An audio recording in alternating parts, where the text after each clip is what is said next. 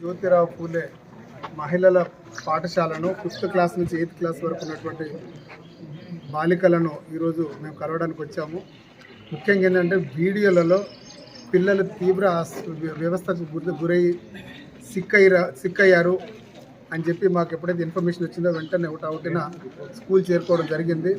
కింద సిక్ రూమ్లో ఒక 12 మంది బాలికలు వాళ్ళు తిన్న ఫుడ్ వల్ల వాళ్ళకు తీవ్ర అనారోగ్యమై మన హాస్పిటల్ అడ్మిట్ కాక ఇక్కడే వాళ్ళకి ఓఆర్ఎస్ తాగించుకుంటే ట్రీట్మెంట్ ఇస్తూ ఉన్నారు. నేను వెంటనే ప్రిన్సిపల్ గారిని మందలించి ఎప్పుడైతే పిల్లలు సిక్ అవుతారో వెంటనే వాళ్ళ తల్లిదండ్రులకు తెలియజేసి అక్కడ ఉన్నతాధికారులకు వాళ్ళకి చెప్తే వాళ్ళు చర్యలు తీసుకుంటారని చెప్పేసి వాళ్ళు గట్టిగా వార్నింగ్ ఇవ్వడం జరిగింది.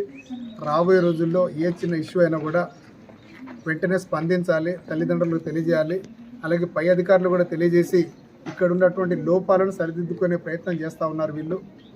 ఒక పాప చాలా సీరియస్ అయ్యి వామిటింగ్ లూజ్ మోషన్స్ అవుతున్నా కూడా ఓఆర్ఎస్ ఇచ్చి ఏదో తగ్గుతుంది అన్న భ్రమలో ఉన్నా కూడా తగ్గకపోతే బయట ఉన్నటువంటి మన ప్రైవేట్ హాస్పిటల్లో చూపించి అక్కడ అడ్మిట్ చేసి ఒక రోజంతా ఆమె ట్రీట్మెంట్ ఇవ్వడం జరిగింది.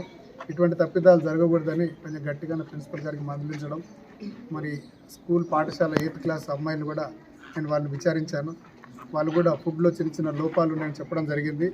ఇవన్నీ వారు కనుక సరి చూసుకోకపోతే తీవ్ర ఇబ్బందులకు గురవుతారని చెప్పేసి స్కూల్ యాజమాన్యానికి తెలియజేయడం జరిగింది.